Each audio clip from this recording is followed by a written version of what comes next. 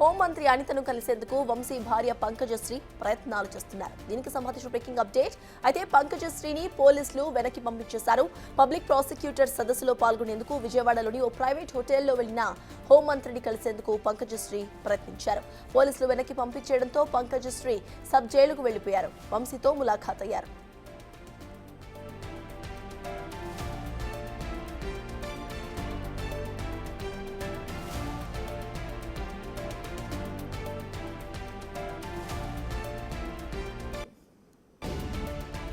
హోంమంత్రి అనితను కలిసేందుకు వంశీ భార్య పంకజశ్రీ ప్రయత్నాలు చేస్తున్నారు. అయితే పంకజశ్రీని పోలీసులు వెనక్కి పంపించేశారు. పబ్లిక్ ప్రాసిక్యూటర్ సదస్సులో పాల్గొనేందుకు విజయవాడలోని ఓ ప్రైవేట్ హోటల్కు వెళ్లిన హోంమంత్రిని కలిసేందుకు పంకజశ్రీ ప్రయత్నించారు. అయితే పోలీసులు వెనక్కి పంపించేయడంతో పంకజశ్రీ సబ్ జైలుకు తిరిగి వెళ్లారు. వంశీతో ములాఖాత్ అయ్యారు.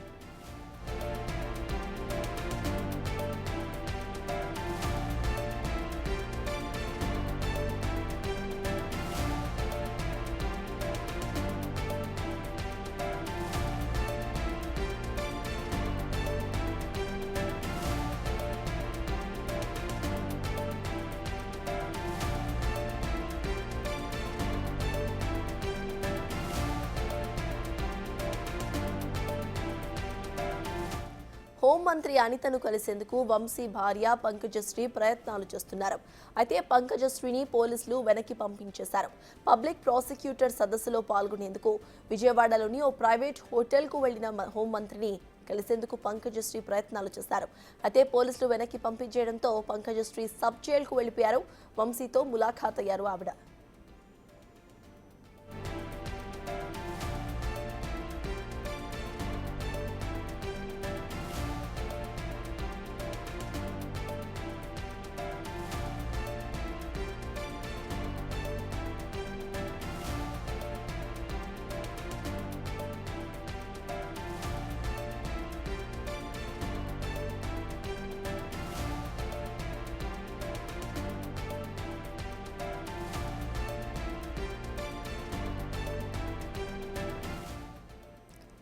ఇప్పటిక హోంమంత్రి అనితను కలిసేందుకు వంశీ భార్య పంకజశ్రీ ప్రయత్నాలు చేస్తున్నారు.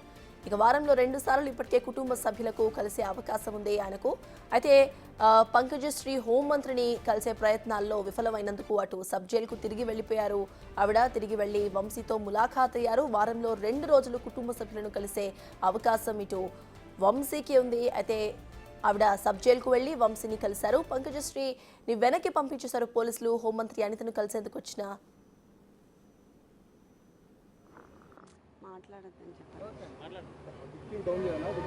వంశీ గారు 2 సార్లు ఎమ్మెల్యేగా ఎలక్ట్ అయ్యి మాకు ఓన్గా మా అరుణ మెమోరియల్ ట్రస్ట్లో మా సొంత డబ్బుతో అన్ని కోట్లు ఖర్చు పెట్టి మేము సర్వీస్ చేస్తుంటే ఈరోజు జస్ట్ 20,000 కోసం ఆ కంప్లైనెంట్ సత్యవర్ధన్ అనే అతన్ని మేము ఎక్స్టార్షన్ చేసాము అని పెట్టారు. అది ఎంతవరకు నమ్మశక్యం అనేది నాకు అర్థం కావట్లేదు. జస్ట్ 20,000 కోసం అలా ఆ కేసు చాలా ఇదిగా ఫ్యాబ్రికేట్ చేస్తూ ఉన్నారు. ఆ అబ్బాయి మీద ప్రెషర్ తీసుకొచ్చి మనము 20,000 కోసం ఆ అబ్బాయిని అబ్డక్ట్ చేశామని అలా చాలా డిఫరెంట్గా ఫాల్స్ అలిగేషన్స్తో ఫ్యాబ్రికేట్ చేసేస్తూ ఉన్నారు. అండ్ మనము ఇక్కడ పోలీస్ థ్రెట్ ఉంది, ఫిజికల్ థ్రెట్ ఉంది, అవన్నీ మనం చెప్పాము. ఇక్కడ వంశీ గారికి ఆ టెయిల్ బోన్ ఫ్రాక్చర్ ఉంది, అందరికీ తెలుసు. కొన్ని బ్రీదింగ్ ఇష్యూస్ అవన్నీ ఉన్నాయి. అయినా ఆయన్ని పనిష్మెంట్ సెల్ లాగా 22 hours ఒక రూమ్లో పెట్టేసి ఎవరు రాకుండా ఎవరితో కాంటాక్ట్ లేకుండా అలా చేస్తున్నారు. ఇప్పుడు ఆయనకి బ్రీదింగ్ ఇష్యూ ఉంది, టెయిల్ బోన్ ఫ్రాక్చర్ అయింది, కింద పడుకోలేరు.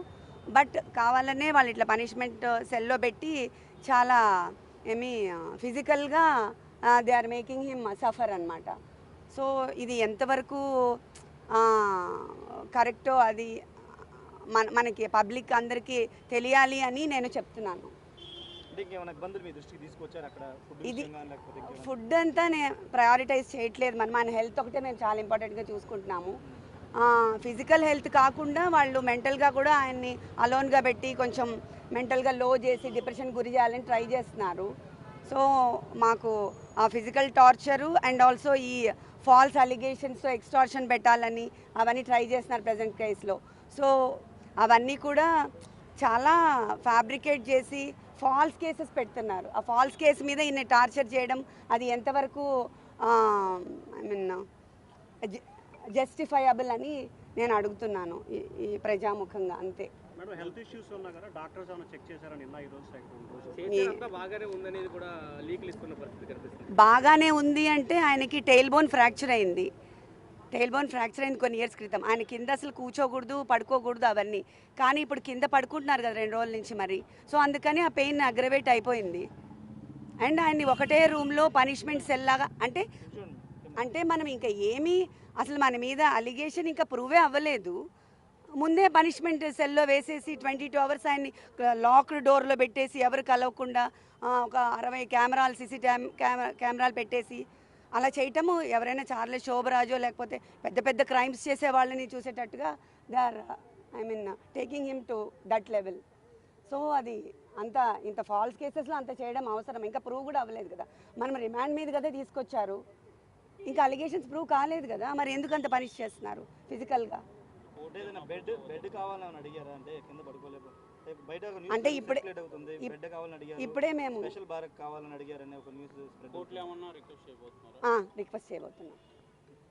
రిక్వెస్ట్ చేయబోతున్నాం మేము అది ఇప్పుడే. ఎందుకంటే ఆయన కింద పడుకోలేరు, కింద నుంచి లేవాలి ప్రతిసారి. ఆ జస్ట్ నేల మీద కదా, ఆ టెయిల్ బోన్ తగులుతూ ఉంటుంది కదా. టెయిల్ బోన్ మీకు అందరికీ తెలిసి ఉంటుంది, ఆ వెన్నెముకలో లాస్ట్లో ఉంటుంది. అది ఆల్రెడీ ఆయనకి ఫ్రాక్చర్ ఉంది పాపం. అదొకటి, బ్రీదింగ్ ఇష్యూస్ ఉన్నాయి. కోవిడ్ తర్వాత ఆయనకి చాలా బ్రీదింగ్ ఇష్యూస్ ఉన్నాయి, స్లీప్ యాప్నియా ఉంది. సో ఇవన్నిటికి అట్లా రూమ్లో క్లోజ్ రూమ్లో లాక్ చేస్తే బ్రీదింగ్ ఆడదు కదా. బ్రీదింగ్ ఇష్యూస్ ఉన్న వాళ్ళకి ఆక్సిజన్ సప్లై సరిగా అవ్వదు. అవన్నీ ఫిజికల్గా టార్చర్ పెడుతున్నారు ఇప్పుడు.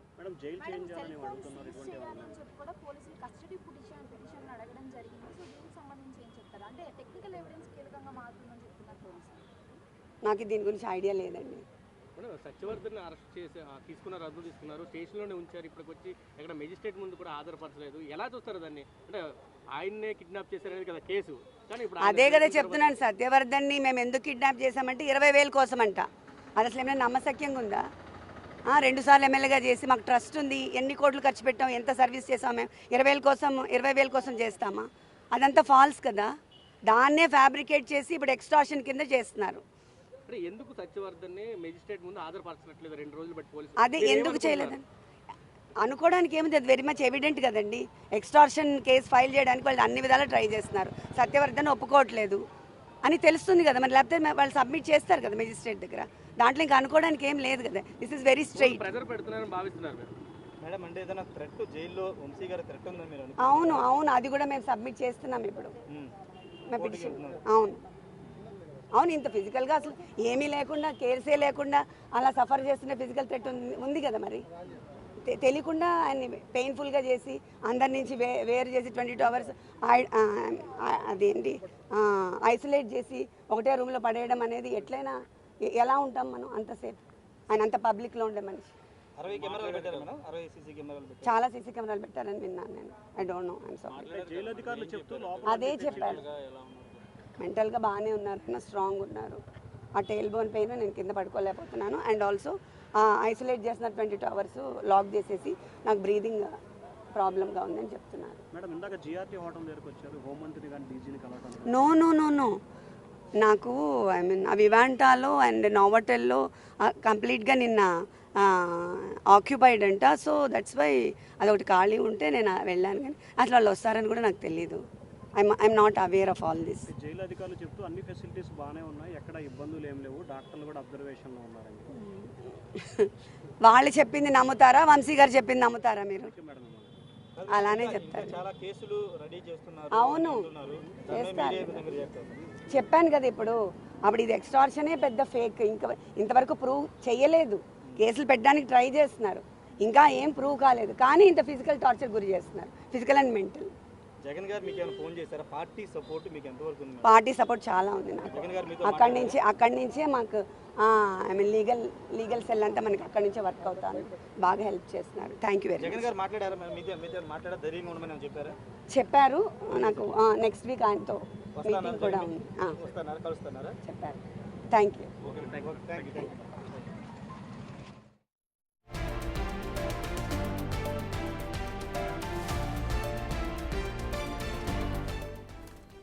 ఇక హోంమంత్రిని అనితను కలిసేందుకు ఇటు వంశీ భార్య పంకజశ్రీ ప్రయత్నాలు చేశారు, కానీ అవి విఫలమయ్యాయి. అయితే మీడియాతో మాట్లాడుతూ కూడా ఆయన ఇంకా రిమాండ్లోనే ఉన్నారు, అయినా కూడా ఎందుకు ఆయనను అట్లా ట్రీట్ చేస్తున్నారు, ఎందుకు పనిష్మెంట్ సెల్లో వేశారు అని అడిగే ప్రయత్నాలు అయితే చేశారు. అక్యూజ్డ్గానే ఉన్న వ్యక్తిని కావాలని టార్చర్ చేస్తున్నారు. ఆయనకు టెయిల్ బోన్ ఫ్రాక్చర్ అయింది, ఆయన కింద కూర్చోలేరు, కింద పనుకోలేరు, అయినా కూడా కావాలని ఇలా టార్చర్ చేస్తున్నారు అంటూ కూడా ఆవిడ మాట్లాడే ప్రయత్నం అయితే చేశారు. హోంమంత్రి అనితను కలిసేందుకు వంశీ భార్య పంకజశ్రీ ప్రయత్నాలు చేశారు. అయితే పంకజశ్రీని పోలీసులు వెనక్కి పంపించేశారు. పబ్లిక్ ప్రాసిక్యూటర్ సదస్సులో పాల్గొనేందుకు విజయవాడలోని ఓ ప్రైవేట్ హోటల్కు వెళ్లిన హోంమంత్రిని కలిసేందుకు పంకజశ్రీ ప్రయత్నించారు, కానీ పోలీసులు వెనక్కి పంపించేశారు. ఇక ఇదే ఇష్యూకి సంబంధించి ఇటు హోంమంత్రి అనిత మాట్లాడుతున్నారు, లైవ్ చూద్దాం. ప్రొడ్యూస్ చేశారు, దాని మీద రిమాండ్ విధించింది కోర్టు. ఫర్దర్గా ఏమైనా మాట్లాడుకుంటారు, కోర్టులో మాట్లాడుకోవచ్చు. కానీ నేనేమంటానంటే ఇవన్నీ జరుగుతున్న నేపథ్యంలో బయటకు వచ్చి మాజీ సీఎం ఈ పులివెందుల ఎమ్మెల్యే బయటకు వచ్చి ఆయన తెగ బాధపడిపోతూ మాట్లాడుతూ ఉంటే 5 సంవత్సరాలు ఆ బాధ ఏమైపోయింది? లాస్ట్ 5 సంవత్సరాలు అన్ని పార్టీ కార్యాలయాల మీద దాడులు చేశారు, మా మీద దాడులు చేశారు, మా మీద అబద్ధపు కేసులు పెట్టారు. మేము నిజంగా రివెంజే తీర్చుకోవాలి అనుకుంటే 7 నెలలు ఎందుకు ఆగుతాం? ఈ రోజు వరకు ఎన్నెన్నో మాటలు మాట్లాడిన వాళ్ళు అందరూ కూడా రోడ్ల మీదకి వచ్చి బాగానే మాట్లాడుతున్నారు కదా. మేము వాళ్ళ మీద ఏం కక్ష సాధింపు ఏం చేయలేదే. అతను సత్యవర్ధన్ తమ్ముడు కేసు పెట్టాడు, ఆ కేసుని బేస్ చేసుకొని ఈరోజు వంశీ గారిని అరెస్ట్ చేయాల్సి వచ్చింది.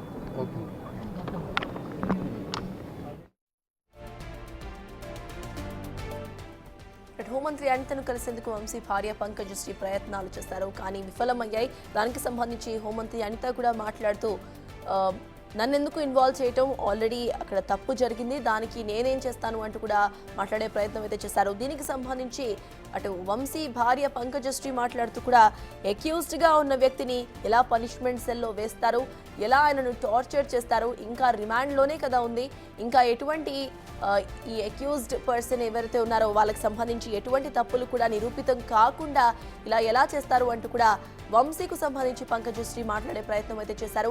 ఇక పార్టీకు సంబంధించి ఎటువంటి సపోర్ట్ వస్తుంది అని అడిగిన ప్రశ్నకు పార్టీ నుండి పూర్తిగా సపోర్ట్ వస్తోంది, లీగల్ సెల్ మొత్తం కూడా పార్టీనే చూసుకుంటుంది అంటూ కూడా ఆవిడ మాట్లాడుతూ చెప్పే ప్రయత్నం అయితే చేశారు. మొత్తానికి హోంమంత్రి అనితను కలిసేందుకు వంశీ భార్య ప్రయత్నాలు చేశారు, కానీ విఫలమయ్యాయి. ప్రెసెంట్ ఆవిడ తిరిగి మీడియాతో మాట్లాడి తిరిగి వెళ్ళిపోయారు.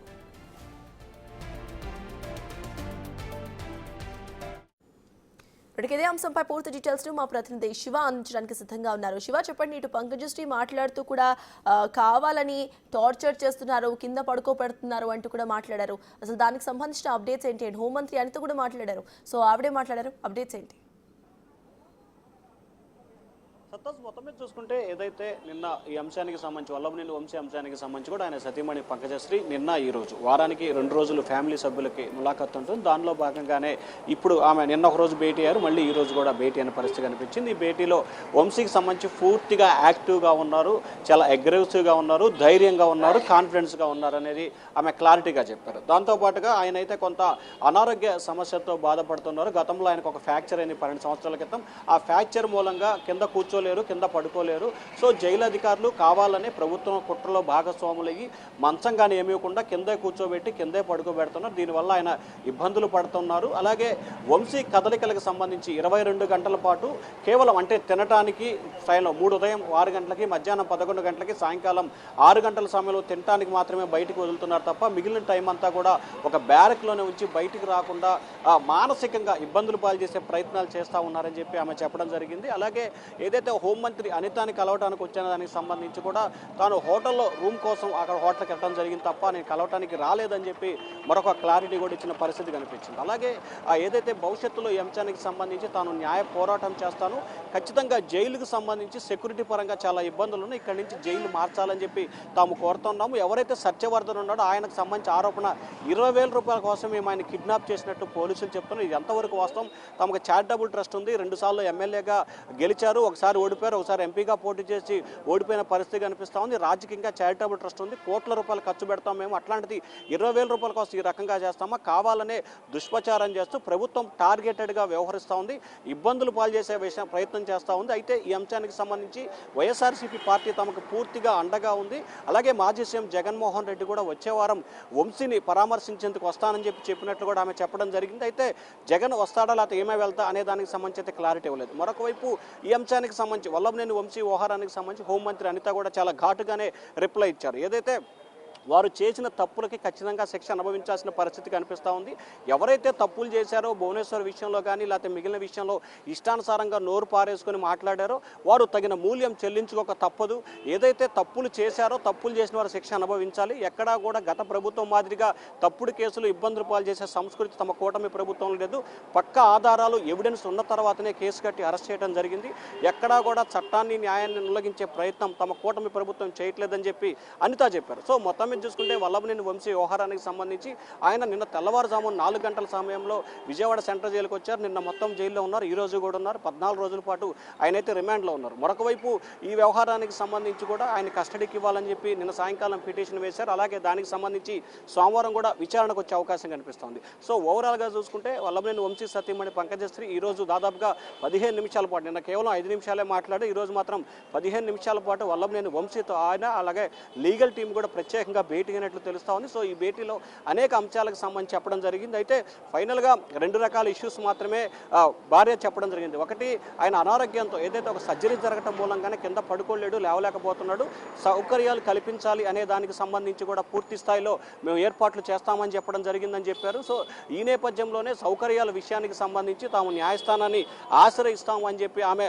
ఒకటైతే చెప్పడం జరిగింది. అలాగే పూర్తిగా యాక్టివ్గా ఉన్నాడు, ఆరోగ్యంగానే ఉన్నారని చెప్పి మరొక అంశాన్ని అయితే క్లారిటీ ఇచ్చారు. అయితే మరొకటి ఏంటంటే ఈ జైలుకు సంబంధించి అతని ప్రాణానికి హాని ఉంది, ఖచ్చితంగా జైలు మార్చాలనేది కూడా తాము న్యాయస్థానాన్ని కోరతామని చెప్పి చెప్పడం జరిగింది. సో మొత్తం మీద చూసుకుంటే ఒక రకంగా వంశీని మానసికంగా దెబ్బతీసే ప్రయత్నం చేస్తున్నారు, రాజకీయ కక్షపూరితంగా వ్యవహరిస్తున్నారు. కానీ వంశీ మాత్రం జైల్లో ధైర్యంగానే ఉన్నారు, యాక్టివ్గానే ఉన్నారు అనేది ఆమె క్లారిటీగా చెప్పింది. సతాస్. Right, thank you Shiva.